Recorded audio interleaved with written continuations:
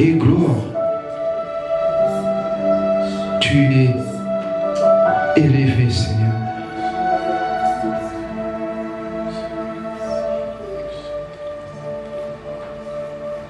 Nous voulons encore élever ton nom.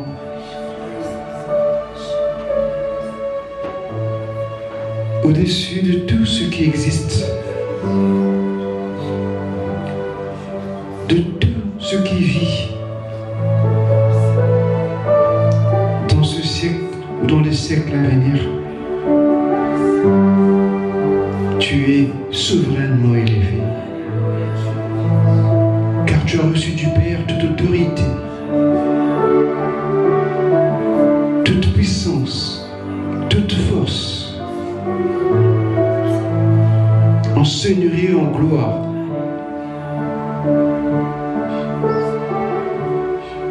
Alléluia. Merci Seigneur. Nous voulons élever ton nom. Nous voulons réellement te dire que nous élevons ton nom, Seigneur. Plus qu'un étendard, plus qu'une bannière dans les cieux, nous voulons porter nos regards vers le ressuscité ce matin. Chanter ton nom, glorifier. Oui, ensemble, nous élevons ton nom plus haut.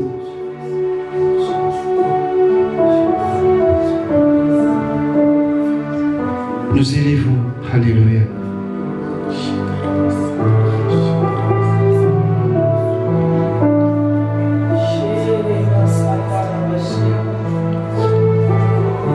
Nous élevons ton nom plus haut.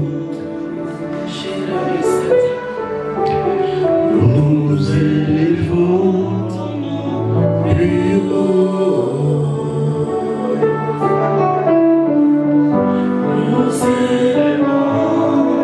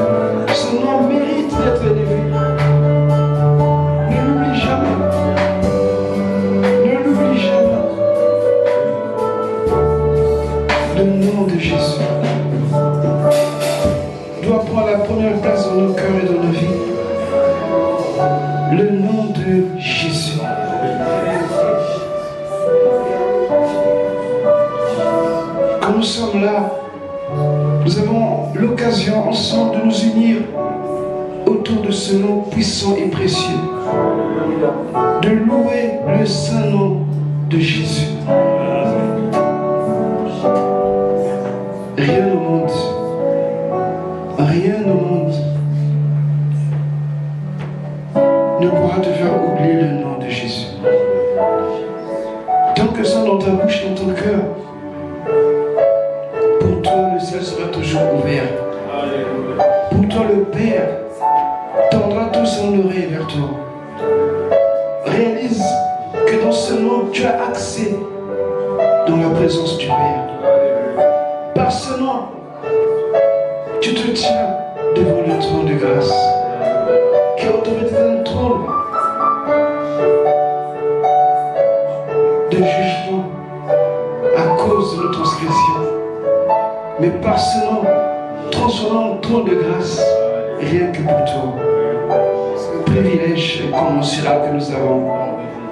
N'oublions jamais, n'oublions jamais, n'oublions jamais. En toutes circonstances et occasions, louer de célébrer le nom du Sauveur, le nom de Jésus. Amen. Amen. Pour nous asseoir.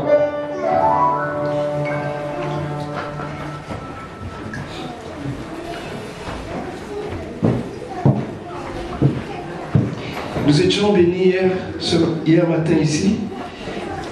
Alléluia. Nous avons passé des moments merveilleux dans sa présence.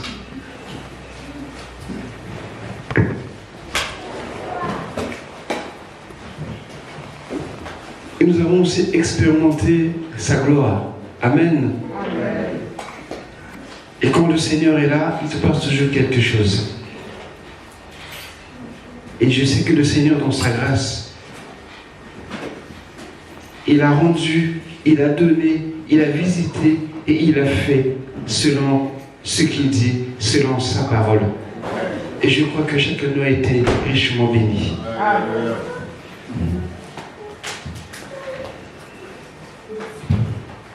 Parlons de la bonté du Seigneur. J'aimerais continuer dans le texte que nous offre Matthieu, cette parabole des ouvriers, pour pouvoir parler de cette grâce, de la bonté de Dieu, que nous n'avons pas oublié, bien aimé, ce que Jésus a fait pour nous. Parfois, nous sommes habitués et que ça nous dit plus grand chose, mais c'est là l'erreur. Il est bon de nous rappeler des bontés du Seigneur. Amen. Il est bon de les publier. Amen. Nous avons tendance à négliger les choses qui nous sont facilement accordées.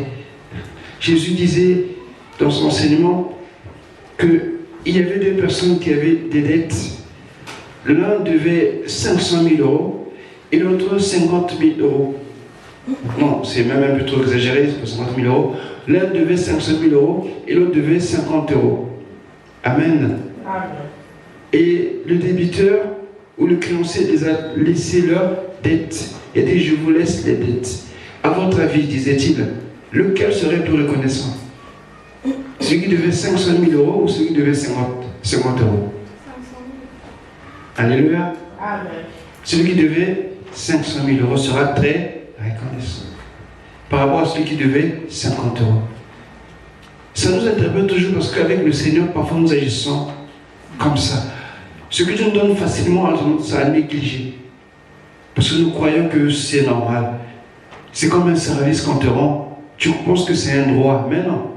Il t'a rendu service et tu n'es pas obligé de le faire. Et notre marche avec le Seigneur parfois revêt cette caractéristique. Et aujourd'hui, j'aimerais nous rappeler que la bonté de Dieu, sa grâce, est déroutante. Alléluia. Amen. Elle est vraiment déroutante. Et lorsqu'on parle d'une grâce, du scandale de la grâce, c'est pas pour rien. Dans Matthieu 20, du verset 1er au verset 15, ou au verset 16, mais au verset 15, c'est la parole des ouvriers. En fait, cette parabole vient comme pour conclure ce que Jésus dit dans Matthieu 19, parlant du royaume.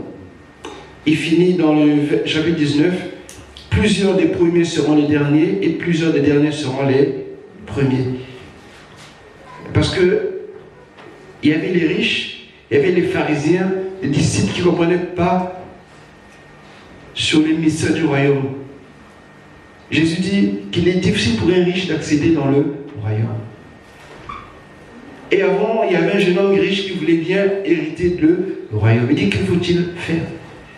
Et quand Jésus répond, tous sont pratiquement déroutés. Les disciples disent, mais qui peut alors être sauvé? Alléluia. Amen. Parce que pour certains, les richesses, c'était un moyen d'avoir accès au ciel. Celui qui est riche à la faveur de Dieu, selon eux. Et Jésus leur fait comprendre qu'il n'est pas question des richesses, mais il est question de la grâce. Amen. Et ce qu'il va illustrer dans Matthieu 20, les 15 versets, est-ce qu'on peut les lire s'il vous plaît? Je lis au nom du Seigneur, Matthieu 20, à partir du premier verset jusqu'au verset 15. Car le royaume des cieux est semblable à un maître de maison qui sortit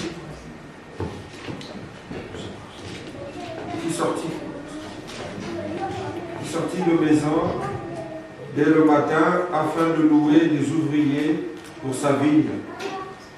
Il convint avec eux d'un denier par jour. Et il les envoya à sa vigne. Il sortit vers la 3e heure et il en vit d'autres qui étaient sur la place sans rien faire. Il leur dit, allez aussi à ma vigne, et je vous donnerai ce qui sera raisonnable. Et ils y allèrent. Il sortit de nouveau vers la 6e heure et vers la 9e. Et il fit le même. Étant sorti vers la 11e heure, il en trouva d'autres qui étaient sur la place. Et il leur dit, pourquoi vous tenez-vous ici toute la journée sans rien faire? Ils lui répondirent, c'est que personne ne nous a loués. Allez aussi à ma vigne. Leur dit-il, quand le soir fut venu, le maître de la vigne dit à son intendant, appelle les ouvriers et paye-leur le salaire, en allant des derniers aux premiers. Ceux de la 11e heure vinrent et reçurent chacun un denier. Les premiers vinrent ensuite, croyant recevoir davantage, mais ils reçurent aussi chacun un denier.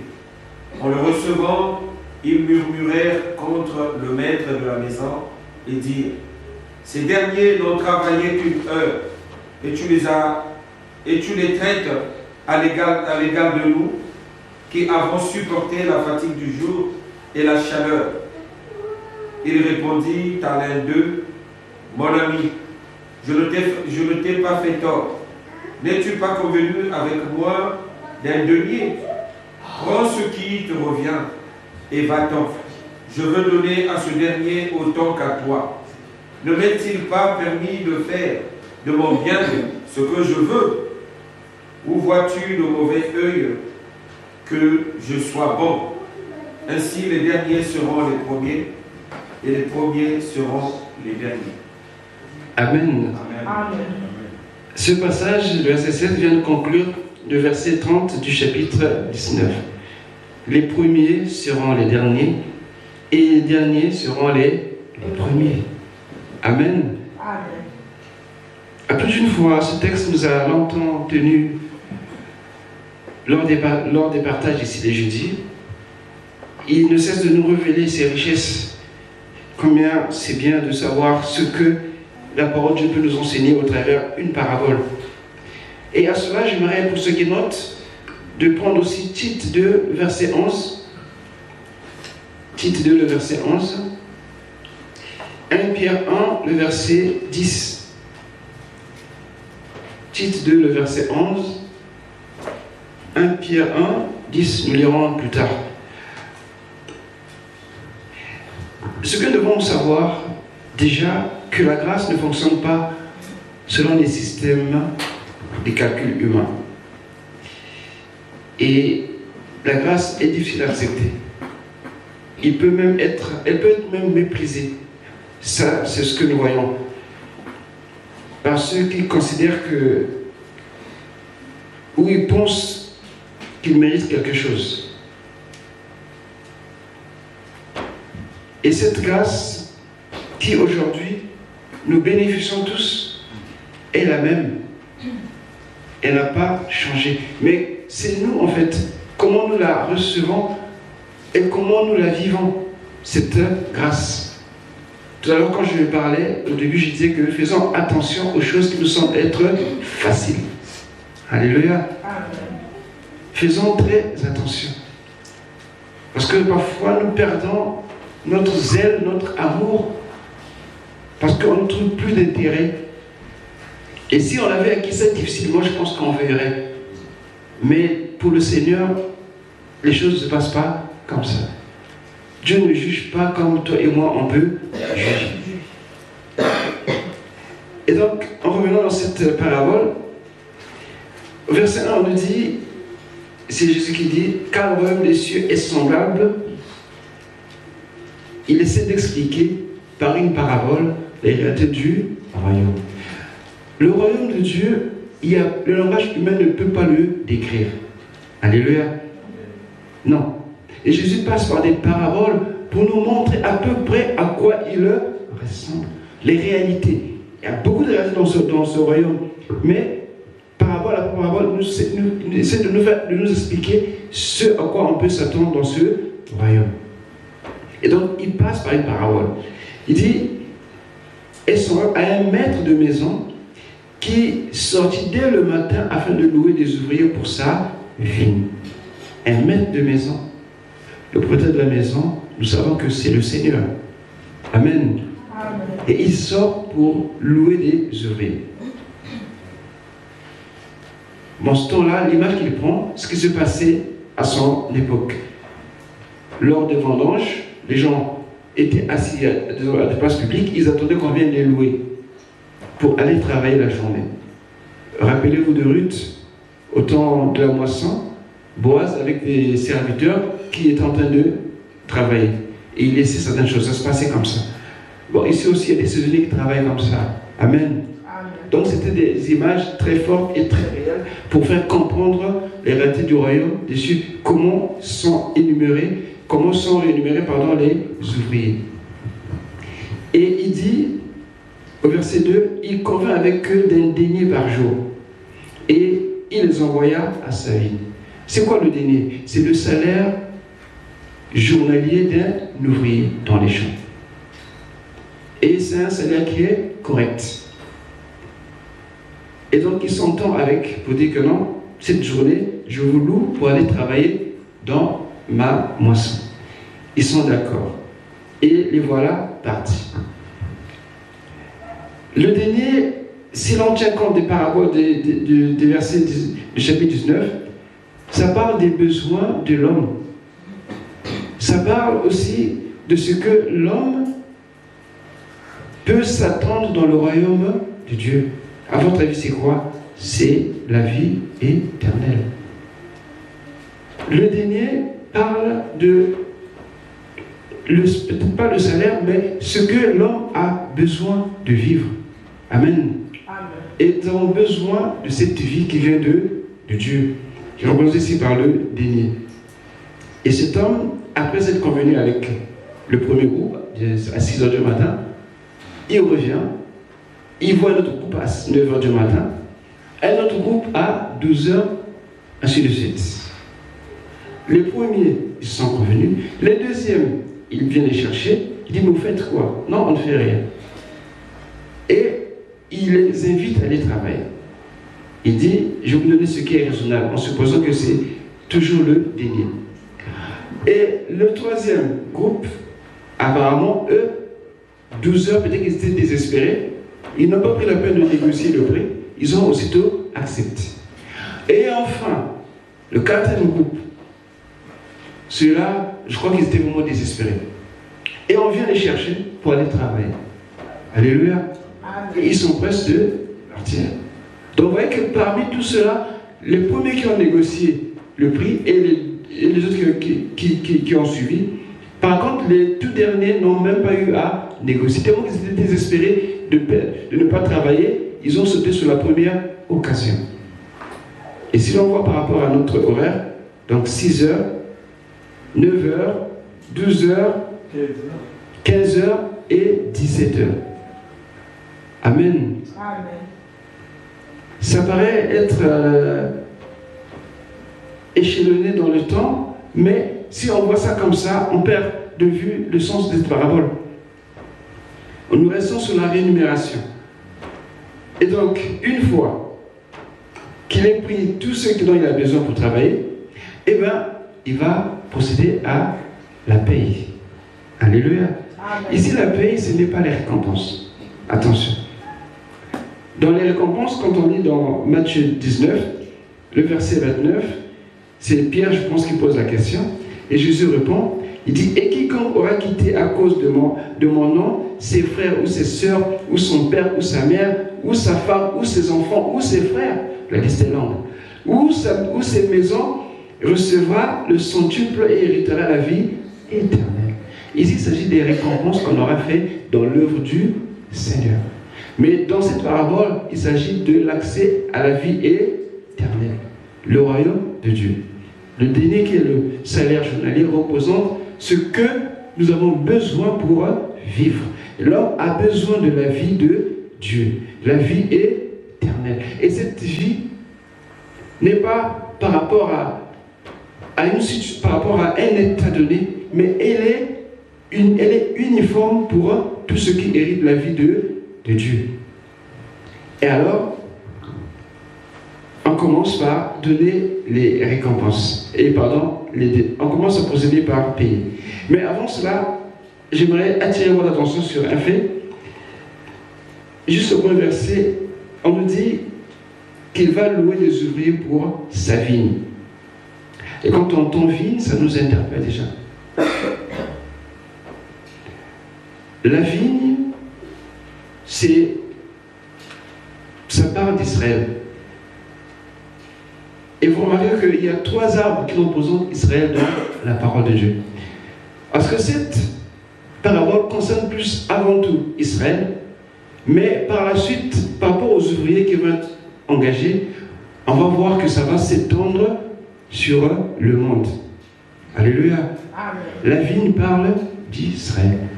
Dieu s'occupe d'abord en premier d'Israël parce que c'est eux qui avaient les alliances. Mais ce n'était pas uniquement pour Israël, c'était aussi pour le reste du monde. Ceux qui étaient là jeudi, on a lu dans le psaume 117 ce que ça disait. Que Dieu avait déjà préparé le salut, même les païens, quoiqu'ils ne savaient pas cela. Dans les psaumes, c'était des choses qu'ils ne pouvaient pas imaginer. Mais quand on lit le psaume 117, on parle d'une louange universelle. Et cette louange ne concerne pas qu'un peuple donné, mais c'est le peuple, le monde entier. C'est-à-dire l'Église, partout où il y a l'Église. Amen. Amen. Dans Ésaïe 5, le verset 7, quand Dieu parle de la vigne, la vigne symbolise les soins qu'on apporte. Parce que c'est un arbre, c'est peut-être pas un arbre, parce que la vigne, c'est pas une plante, mais c'est une plante plus ou moins rampante, je pense, qui nécessite beaucoup de soins. Pour des vignerons, ils savent. Ça parle des soins que Dieu apporte à Israël. Quand Dieu s'occupe d'Israël, il parle de la vigne. Parce que Dieu apporte des soins. Dieu prend soin de sa vigne. Il veille sur sa vigne. Ésaïe 5, le verset 7. Et il y a aussi un autre arbre, le figuier. Luc 21, le verset 29. Et quand Dieu parle du figuier, on fait allusion au jugement. Quand Dieu juge Israël, il prend l'image du figuier. Peut-être pas dans tous les cas, mais d'une manière générale. Rappelez-vous quand Jésus a parlé sur ce arbre qui était le figuier qu'il avait maudit, ça parlait du rejet que Israël avait pour son Messie. Et en retour, ils attendaient à un jugement. Quand il est venu chercher le fruit, il n'en avait pas. Il a laissé au jugement. Tout ça, ça parle d'Israël. Le figuier, ça parle des jugements de Dieu. Et enfin, le dernier arbre, c'est l'olivier. Osée 14, verset 6. L'olivier, c'est un arbre majestueux. Et ça parle du rayonnement, de l'amour éternel de Dieu sur son peuple. Et on parle des oliviers, des 2 oliviers. Ce sont des images qui parlent. Parce que notre langage est limité. Et parfois Dieu prend des symboles, utilise des choses ou des éléments naturels pour nous faire comprendre certaines réalités spirituelles qu'on ne peut pas de nos propres oreilles ni nos yeux saisir. Mais par des images comme ça, on peut comprendre à peu près ce que Dieu veut nous dire. Et donc, ici, Jésus parle de sa vigne. Parce que la vigne demande beaucoup de travail. Et Israël, autant représenté par une vigne, par un figuier, par un olivier, reste le peuple de Dieu. Et à différentes visitations, soit que Dieu l'entoure des soins, soit que Dieu juge, soit que Dieu le fait rayonner, il peut prendre à ce moment les images d'une vigne, d'un figuier et d'un olivier. Et donc, cette journée qui vient de s'achever, à 18h, ça commence au final à 18h, et on passe donc à la rémunération. Et ce qui est intéressant ici, et ce que j'aimerais vraiment qu'on retienne, le verset 8 nous dit: quand le soir fut venu, le maître de la vigne dit à son intendant: appelle les ouvriers et paye-leur le salaire en allant des derniers aux premiers. C'est là. Quand les premiers arrivent, les derniers arrivent, les premiers, ils attendent. Ils voient, ils se condamnent aux derniers. Alléluia. C'est il y a longtemps, on avait un professeur, il commençait, quand on faisait des voix, il commençait toujours par appeler les notes les plus faibles. Il commence par dire X, tu as 2. X, tu as 3.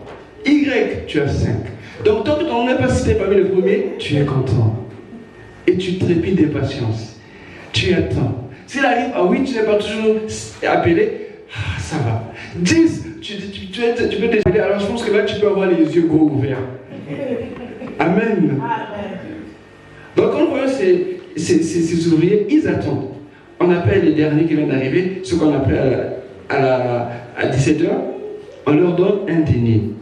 Il dit, ok, s'ils ont eu un denier, c'est sûr que nous qui étions depuis 6h, on aura 2, 3, 4. Alléluia. On aura plus. Amen. La grâce est déroutante.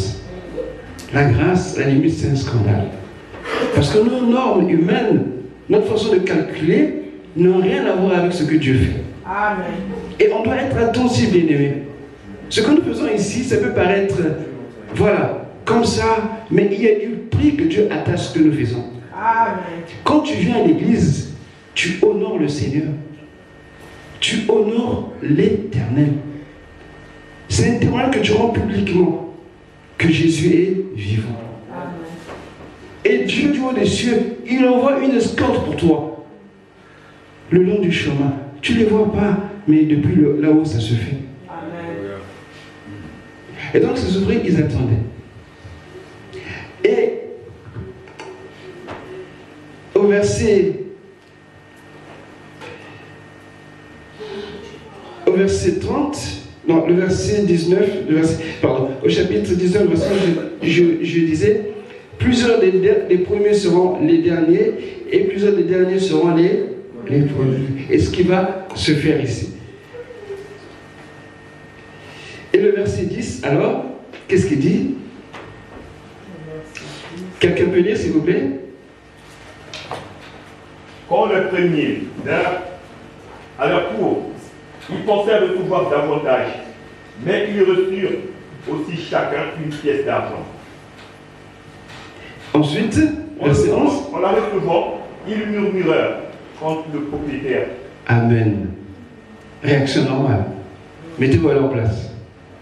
Alléluia. Amen. À leur tour, c'est ce que bon, on a cité, ils ont eu tous. Donc nous, c'est sûr que Comme nous ne sommes pas encore là, donc on a eu 20 sur 20. Et ils arrivent, ils disent, mais c'est pas juste. Attends, on a été depuis 6h du matin, jusqu'à 18h. Et tu donnes seulement un denier. Et eux qui sont arrivés juste après nous, ils ont travaillé que 1 heure, je donne aussi un denier. À votre avis, est-ce que c'est juste? C'est pas juste. Toi et moi, on dit que c'est pas juste. Et pourtant, Dieu dit le contraire. Alléluia. Dieu dit c'est juste. Il n'y a qu'une logique. Alléluia. Amen. Il n'y a aucune logique. C'est ça la grâce. C'est la générosité de Dieu.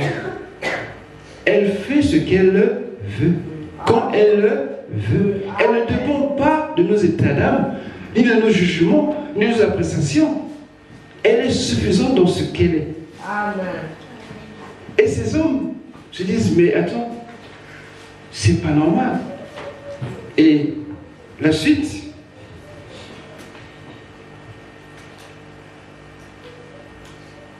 que nous recevons le verset 13 à 15, oui. Verset 12. En disant, ces derniers n'ont travaillé qu'1 heure et tu les as traités comme nous qui avons supporté la fatigue du jour et de la chaleur. Il répondit à l'un d'eux, mon ami, je ne te fais pas de tort. N'as-tu pas été d'accord avec moi pour un salaire d'une pièce d'argent? Prends ce qui te revient et va-t'en. Je vais donner à ce dernier arrivé autant qu'à toi. Amen. Amen. Et voilà la réponse du Seigneur. Honnêtement, regardons les clauses du contrat. Est-ce que le propriétaire avait tort? Non. Ils ont tous signé pour un denier. Tous n'ont pas discuté, tous n'ont pas cherché à donner des conditions. Ils ont accepté ce que le maître a proposé. Et à la fin, il serait anormal qu'ils reçoivent moins d'un denier. N'est-ce pas? Le contrat reste le contrat. Et le maître a obéi au contrat. Et là, ça choque. Parce que dans le contrat, les autres se sentent lésés. Mais c'est faux. Il n'y a pas présence d'une injustice. Ça n'existe pas. Si c'est devant notre Père chrétien, on dit, mais vous êtes engagé pour tant, oui. On vous a payé combien? Tel que le montant le stipule dans le contrat. Et alors? Alors pourquoi? Oh oui, mais parce que un tel est venu 1 heure après, il a le même montant. Est-ce que c'est ton problème? Le contrat dit ceci. En réalité, ça veut dire quoi?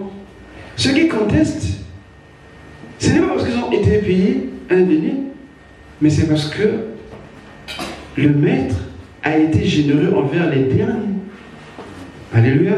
Amen. Le maître a été bon envers les derniers.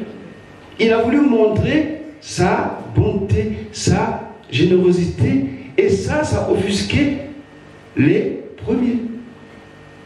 Et c'est pas contre les justes qui s'élèvent, non. Mais parce que la bonté du maître, sa générosité, les froisse. Alléluia. Amen. Parfois on est choqué aussi comme ça. Parce qu'en nous, il y a cette notion du mérite. J'ai fait, je dois. Je fais, on voit. Et on a grandi avec cette notion. Et même dans l'église aussi, ça se manifeste. Quand on fait quelque chose, il faut que les gens sachent que j'ai fait ceci. Même si on ne dit pas, mais au moins, on va le chuchoter, que ça arrive à un tel pour qu'ils sachent que c'est moi qui ai fait. Le silence, ce n'est pas trop... Ça, voilà, on n'est pas habitué. On veut que tout ce qu'on fait soit vu. Qu'on reconnaisse nos capacités, qu'on connaisse nos aptitudes, voilà, le mérite. Mais la grâce survole les mérites. Amen. La grâce choque, scandalise ceux qui s'attendent aux efforts. C'est pour ça que nous devons aimer le Seigneur aussi vrai que notre cœur nous en dit. On ne doit pas aimer le Seigneur par rapport à l'autre, ni le servir par rapport à l'autre. Ce que tu es, ce que tu as, fais-le avec toute la reconnaissance et la joie. Amen. Quand nous voyons cette parabole, il y a ici deux niveaux qu'il faut voir. L'ancienne alliance et la nouvelle alliance. L'ancienne alliance était dure. Quelqu'un peut lire c'est quoi j'ai dit?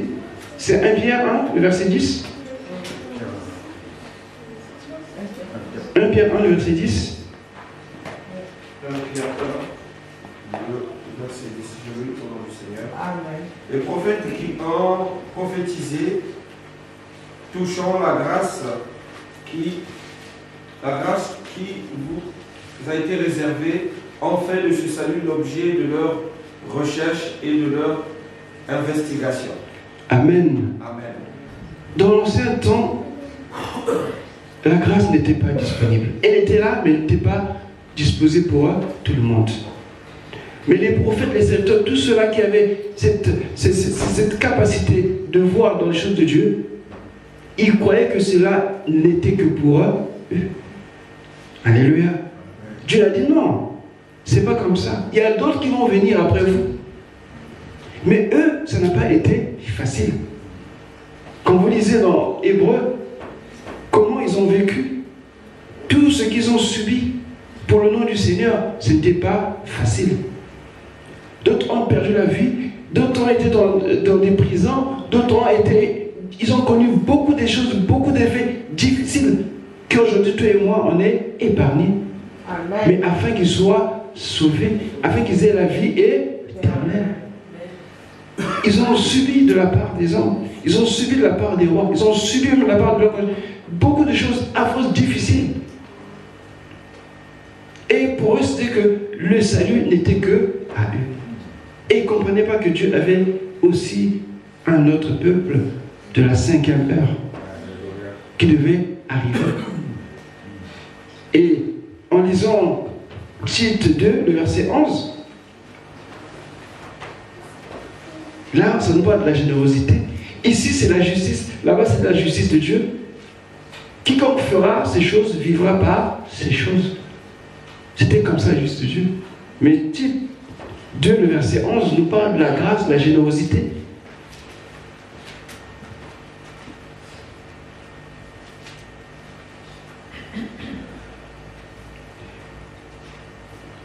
Tite 2, le verset 11.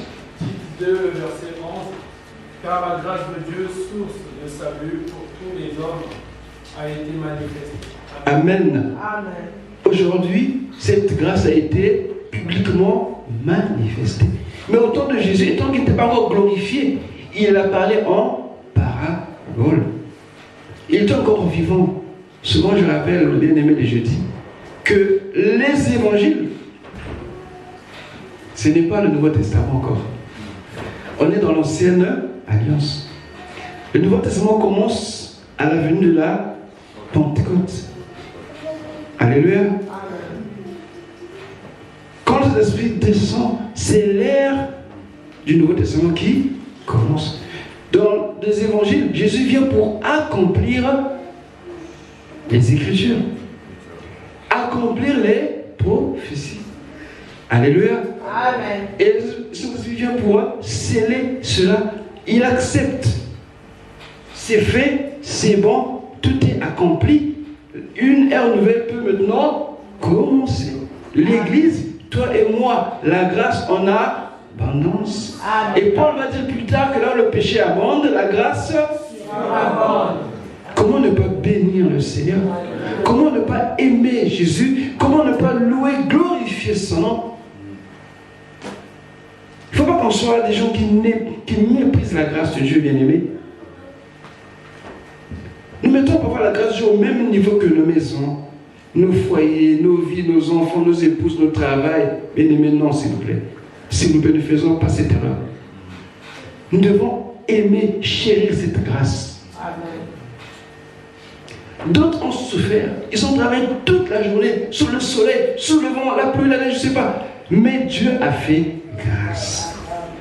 Tenir juste 1 heure et tu reçois la vie pour l'éternité. Juste 1 heure.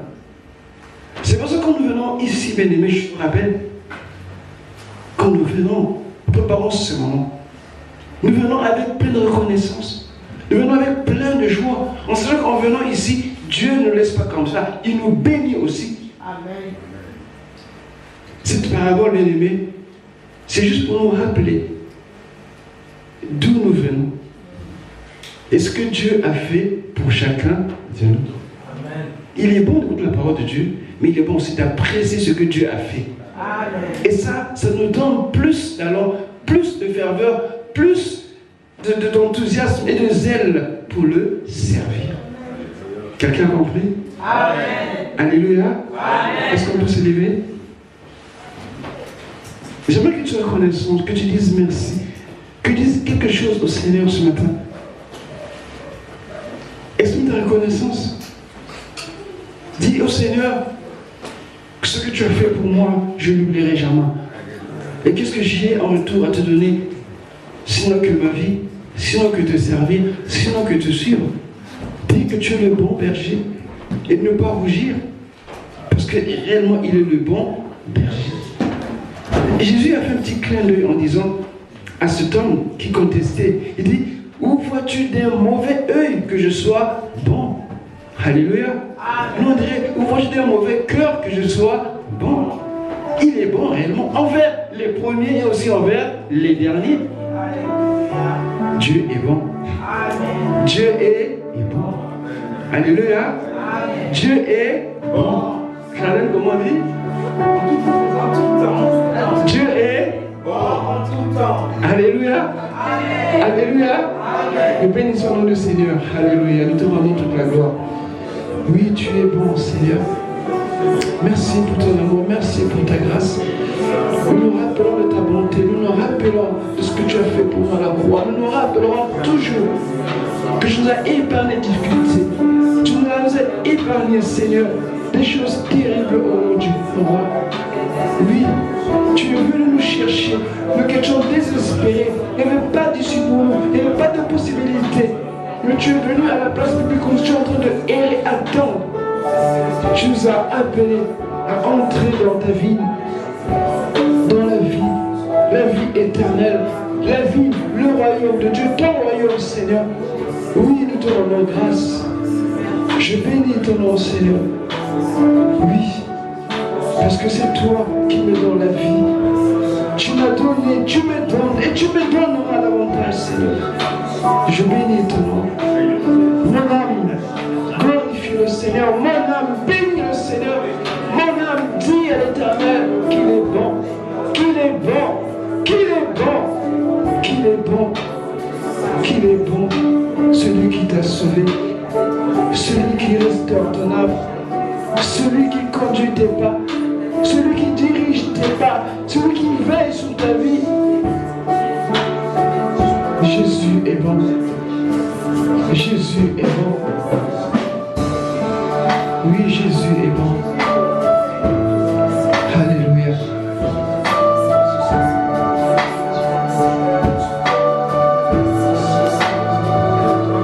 Si parmi nous il y a quelqu'un qui veut suivre le Seigneur, qui n'a pas encore donné sa vie,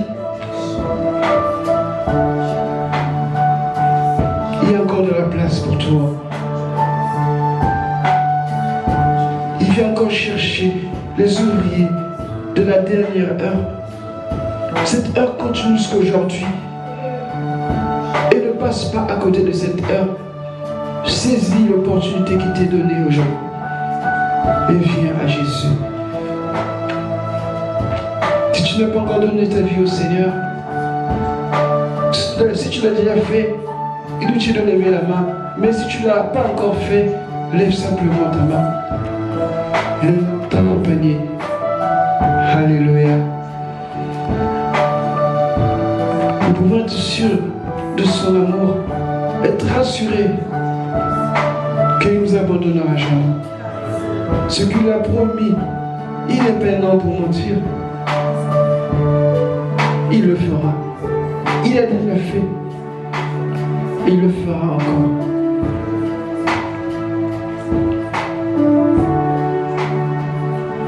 Alléluia. Il Nous te bénissons, Seigneur. Nous te bénissons, Seigneur. Alléluia.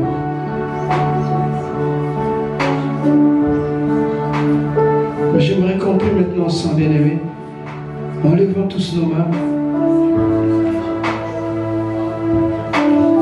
avec reconnaissance. Nous nous tenons devant toi. Toi qui es juste, mais qui est aussi bon. Envers moi, tu as manifesté une grâce excellente. Ce que je ne méritais pas, tu l'as fait pour moi. Ce que je n'étais pas à même de recevoir, tu me l'as apporté. Sans même que je l'ai cherché, déjà tu as répondu à ce qui était encore en moi, comme un soupir. Mais toi, du haut des cieux, tu es venu me chercher. Et tu m'as donné l'accès à ton royaume en me donnant la vie éternelle. Seigneur, je te dis merci. Donne-moi la gratitude de pouvoir le témoigner, l'annoncer, le publier pour ce grand amour. Oui, Seigneur, j'aimerais te suivre et te servir. Voici, ma vie est devant toi. Qu'elle soit comme un sacrifice d'odeur agréable. Seigneur, je me donne tout entière à toi ce matin. Je te bénis pour ton amour. Je te bénis pour ton attention à mon égard. Je te bénis pour ton émerveil que tu ne cesses de faire à mon égard. Merci, Seigneur. Sois béni. Oui, sois loué. Amen. Amen. Amen. Soyez bénis, soyez bénis. Alléluia.